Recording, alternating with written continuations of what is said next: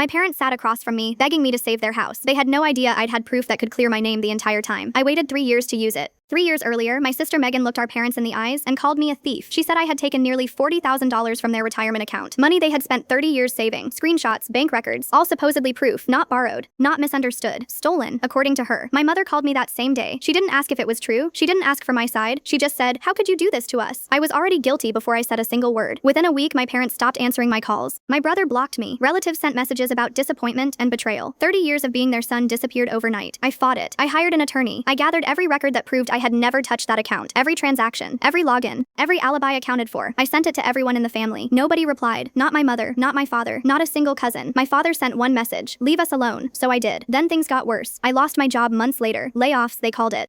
My savings vanished within weeks. I sold my truck just to make rent, then sold almost everything else I owned. Some weeks, dinner was whatever I could find for a few dollars. My family knew. Friends told me they'd heard. Nobody called. Nobody checked on me. Nobody cared. Meanwhile, Megan became the favorite daughter again. Birthday dinners, holiday trips, smiling photos online, while I no longer existed to any of them. So I stopped waiting for them and started rebuilding on my own. A maintenance job turned into my own business. 3 years later, I had employees and contracts across the county. I told myself I didn't need them anymore. Most days, I almost believed it. Then my father called. I hadn't heard his voice in 3 years. "Can we talk?" That was it. Nothing more. We met at a restaurant. My parents looked smaller than I remembered. Older, tired, in a way I had never seen before. For a moment, nobody said anything at all. Then my father slid a folder across the table. Foreclosure notices, loan documents, the house I grew up in, about to disappear. "What happened?" I asked. My mother answered with one word: Megan. For years, she'd talked them into failed business after failed business. An online store, a retail shop, a real estate deal that went nowhere. Every single time, my parents said yes. Every time she ran out of money. They borrowed more against the house to bail her out. Then Megan vanished with her boyfriend. Nobody could reach her. Not her parents, not her friends, nobody. My father said it plainly. "We need help." There it was. The real reason for dinner. My mother reached for my hand. "We were hoping you could save the house." 3 years earlier, they threw me away over a lie. Now they needed me to clean up hers. So I asked one question. If I help, what happens the next time Megan needs money? Neither of them answered. A week later, they invited me to a family gathering. Suddenly, everyone wanted to see me. Relatives talked about forgiveness, about moving forward. Nobody mentioned the accusation that started all of this. My uncle pulled me aside. "Your parents need you," he said. I just nodded and handed him a folder of my own. Inside were the same records from 3 years ago. Proof I'd never touched a cent. But there was something new too. An investigation into where that $40,000 actually went. It led straight back to Megan's account. She hadn't just spent the money, she had taken it herself, then built the entire accusation to cover her tracks before anyone could ask questions. The screenshots she showed our parents 3 years ago, edited. The bank records, forged. She knew exactly what she was doing. She had planned this from the beginning. And she let me lose everything so nobody would ever find out. The folder moved around the room. People read in silence. Faces changed. My mother's hands started shaking. Nobody said a word. A month later, the foreclosure was finalized. The house was gone. I didn't stop it. I didn't write a check. I didn't make a single call. I didn't feel satisfaction. Just quiet. My father's last message read, "You could have helped." I deleted it without replying. 3 years earlier, they decided I wasn't family.